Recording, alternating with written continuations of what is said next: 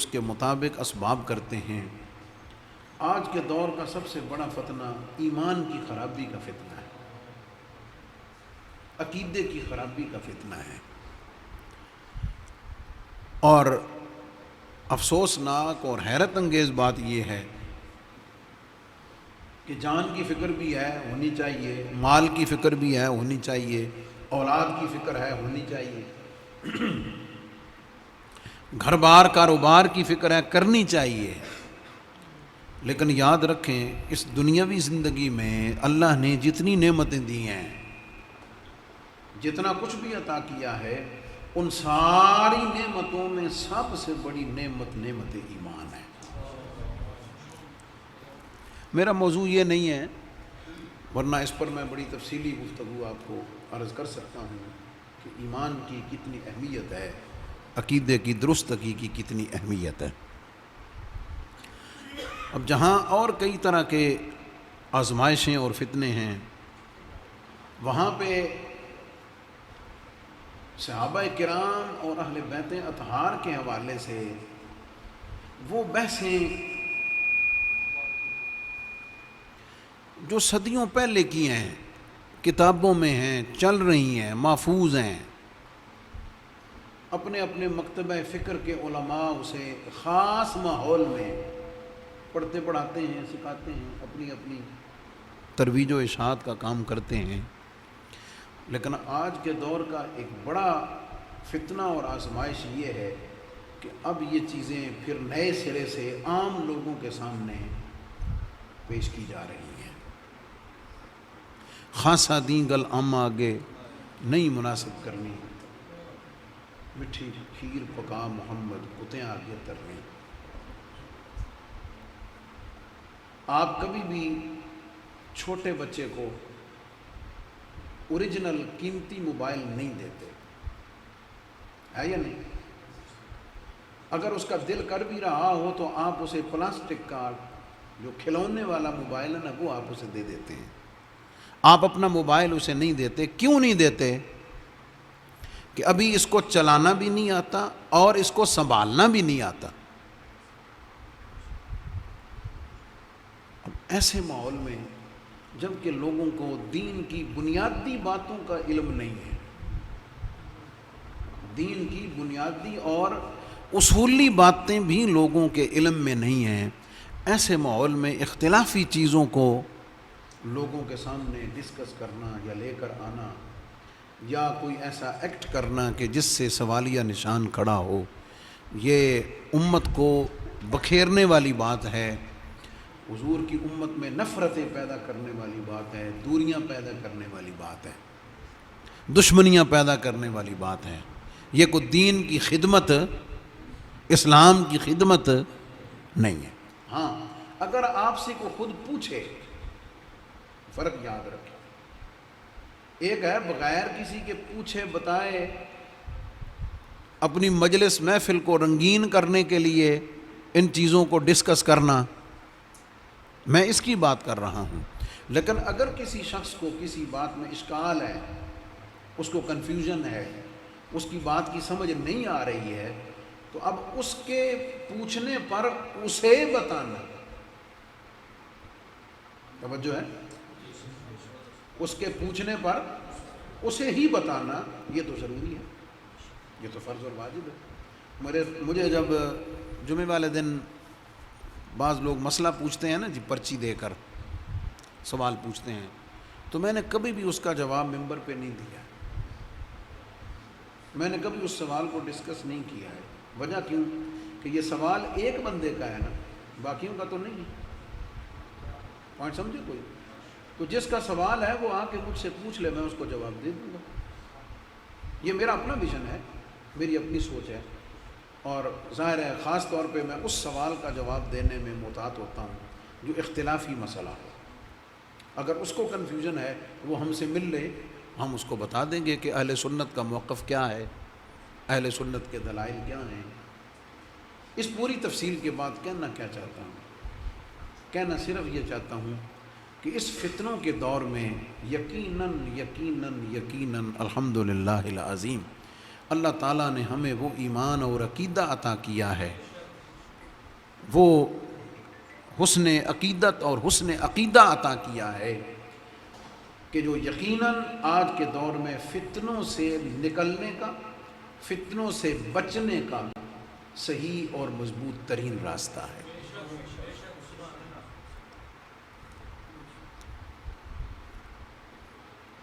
یہ اسی محبت کا اثر ہے، یہ اسی حسن عقیدت اور حسن عقیدہ کا ثمر ہے کہ ہم آج بیٹھ کر اہل بیت کا ذکر کر رہے ہیں،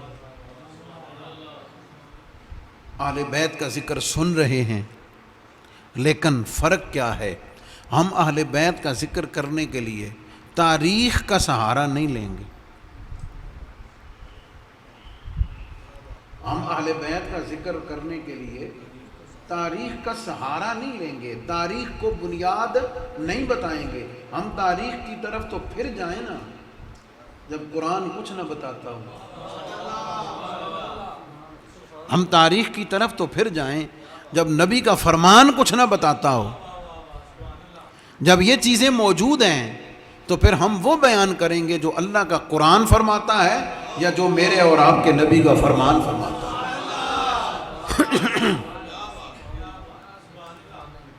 میں نے 2 آیتیں بطور عنوان پڑھی ہیں۔ پہلی آیت میں اللہ رب العزت نے فرمایا ہے، قل اے محبوب صلی اللہ علیہ وسلم آپ اعلان کریں لوگوں میں، لوگوں کو بتائیں، لا اسألکم علیہ اجرا، میں تم سے اس دعوت و تبلیغ کا جو کام میں نے کیا ہے، اور وہ کام اتنا بڑا ہے کہ قرآن کریم فرماتا ہے کہ وَاذْكُرُوا نِعْمَةَ اللَّهِ عَلَيْكُمْ اِذْ كُنْتُمْ أَعْدَاءً فَأَلَّفَ بَيْنَ قُلُوبِكُمْ فَأَصْبَحْتُمْ بِنِعْمَتِهِ إِخْوَانًا وَكُنْتُمْ عَلَى شَفَا حُفْرَةٍ مِّنَ النَّارِ فَأَنْقَذَكُم مِّنْهَا۔ یہ کام کیا نبی پاک علیہ السلام نے، قرآن نے بتایا۔ وہ کیا فرمایا کہ اللہ کی اس نعمت کو یاد کرو جب تم آپس میں دشمن تھے تو اللہ تعالیٰ نے اس نعمت کی برکت سے تمہیں آپس میں بھائی بھائی بنا دیا۔ فَأَصْبَحْتُمْ بِنِعْمَتِهِ وَاذْكُرُوا نِعْمَةَ اللَّهِ، اللہ کی نعمت کو یاد کرو۔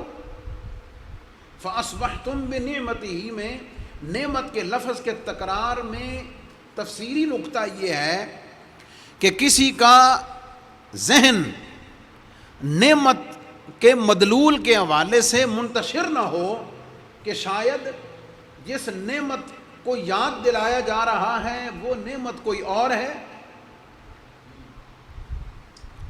اور جس نعمت کی وجہ سے ہم بھائی بھائی بنے ہیں وہ نعمت کوئی اور ہے۔ فرمایا نہ، جس نعمت کو میں یاد دلا رہا ہوں آگے جتنے انعام ہیں وہ سارے اسی نعمت کی برکت سے ہیں۔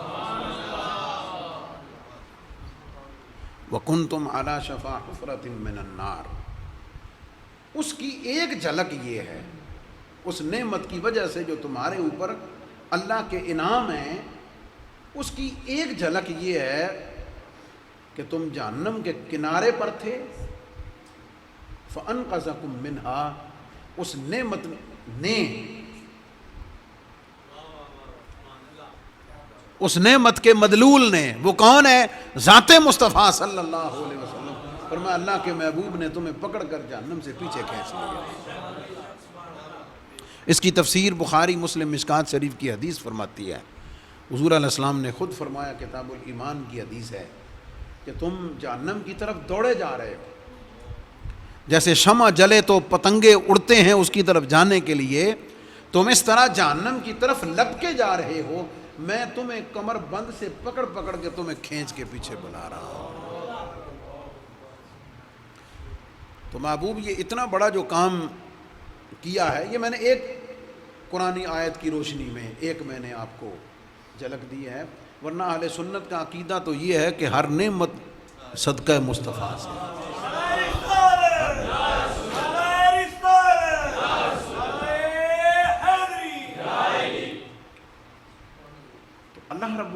فرمایا محبوب ان کو یاد دلاؤ، ان کو بتاؤ کہ میں نے یہ جو اتنا بڑا کام کیا ہے اور اس کام کے کرنے کے لیے جو میں نے مشقتیں اٹھائی ہیں، تمہیں ایمان کی دولت کی طرف لانے کے لیے میں نے جو مشقتیں، جو مصائب میں نے جھیلے ہیں، اللہ رب العزت کا محبوب فرماتا ہے میں تم سے کچھ نہیں مانگتا، آئے لا اسألکم علیہ، کوئی عوض میں تم سے نہیں مانگتا۔ ایک پیشی نفیس سا سوال کہ جب مانگتے کچھ نہیں تو کیوں حکم ہے کہ درود پڑھو؟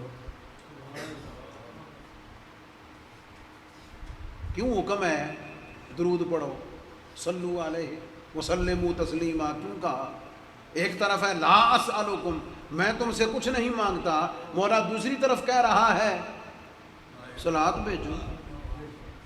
فرمایا تم نے یہ سمجھا کب ہے کہ یہ صلوات میں تمہیں اس لیے کہہ رہا ہوں کہ میرے نبی کو اس صلوات کی ضرورت ہے؟ میں 15 بندے بھی ہون نہ آتے اسی امانت داری اور اسی ذوق سے گفتگو کرتا ہوں جتنا میرے سامنے 15,000 بیٹھا ہوئے۔ ذرا زور سے کہہ دے سبحان اللہ۔ سوال سمجھ آئے کہ تم نے یہ کیوں سمجھ لیا ہے کہ میں نے جو اپنے محبوب پر حکم دیا ہے کہ درود بھیجو، اس لیے نہیں کہا کہ میرے محبوب کو تمہارے درود کی ضرورت ہے، اس لیے تو نہیں کہا۔ کیوں؟ ان اللہ وملائکتہ یصلون علی النبی، میں تھوڑا، میں کافی نہیں ہوں؟ میں کافی نہیں ہوں؟ اور واقعی مولا تو کافی ہے، ریکھی کسر فرشتے کر دی۔ تو کوئی یہ نہ سمجھے کہ ضرورت ہے اس لیے کہا ہے۔ فرمایا تمہیں پتہ ہی نہیں، جب تم میرے محبوب پہ درود بھیجو گے نا، میرے محبوب کو تو ضرورت کوئی نہیں، تم میرے محبوب پہ درود بھیجو گے میں رحمت تم پہ بھیج دوں گا۔ میں تو تمہیں نوازنا چاہتا ہوں۔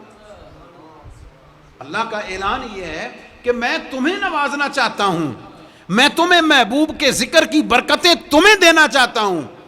یہ مت سمجھنا ما مدحت محمدا بمقالتی ولکن مدحت مقالتی بمحمدی، میں نے اس لیے حضور کی تعریف نہیں کیا ہے کہ حضور کو میری تعریف کی ضرورت ہے، نام میں نے تو حضور کا ذکر کر کے اپنی گل سونی کر لی۔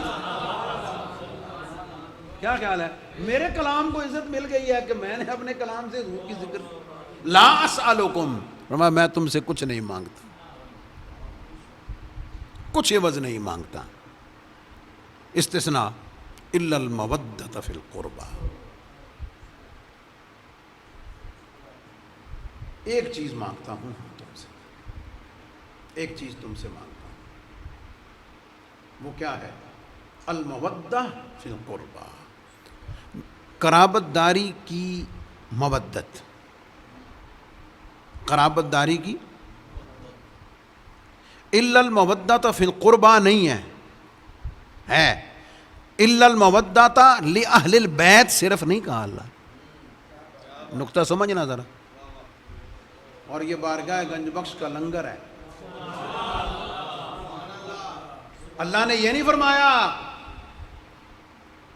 کہ میں تم سے صرف اہل بیت کی محبت مانگتا ہوں، اللہ نے فرمایا فی القربى، ہائے ہائے، میں صرف تم سے اہل بیت کی محبت کا سوال نہیں کر رہا، میں یہ نہیں کہہ رہا کہ میرے اہل بیت سے صرف محبت کرو، فی القربى سادہ معنی تو رشتہ داری ہے نا، قرابت داری، کس کی محبت مانگتا ہوں؟ قرابت داروں کی، رشتہ داروں کی۔ اہل بیت خاص ہیں، اہل بیت خاص ہیں، اور حضور کی قرابت داری عام ہے۔ میں کوئی اوکھی گل تو نہیں شروع کر دی؟ تھوڑی ڈھلی سبحان اللہ مینوں کہہ رہی کہ شاید ایویں تکلف نہیں نہ کہہ رہے ہو بنے یار۔ اہل بیت میں خصوصیت ہے، قرابت داری میں عمومیت ہے۔ اللہ نے یہ نہیں کہا میں تم سے صرف اہل بیت کی محبت مانگتا ہوں. فرمایا فی القربہ. میرا ایک سوال ہے اس قرآن کی آیت کی روشنی میں، ابو بکر حضور کا رشتہ دار ہیں یا نہیں؟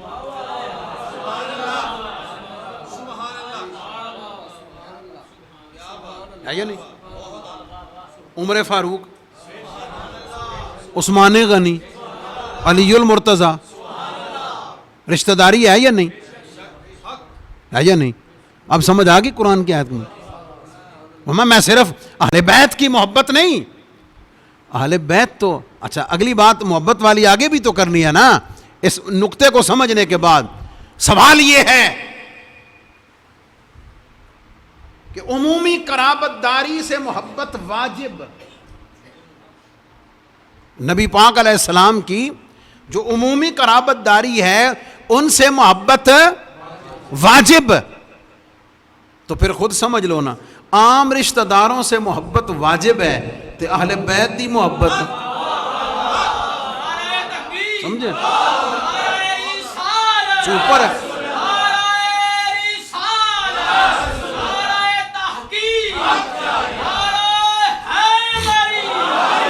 اگر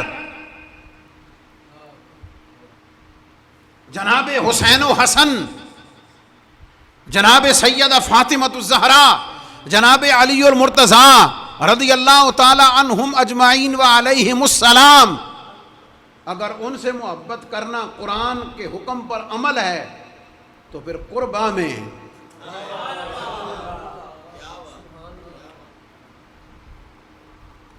بلکہ میں اس کو تھوڑا اور بھی واضح کر دوں. ایک قربت کا معنی رشتہ داری ہے نا، کیا خیال ہے جو میں نے عرض کیا ہے، اور ایک قربت کا معنی نسبت اور نزدیکی بھی تو ہے نا. ہائے ہائے ہائے، اس صورت میں مطلب پتہ کیا ہوگا؟ میں تم سے کچھ نہیں مانگتا، لیکن جس چیز کی نسبت مجھ سے ہے، یہ دائرہ صرف اہل بیت تک نہیں، حضور کی قرابت داری تک نہیں، خاک کے اس ذرے سے بھی ہے جو میرے نبی کے تلووں سے لگا ہوا ہے. یہ محبت اور مودت صرف اہل بیت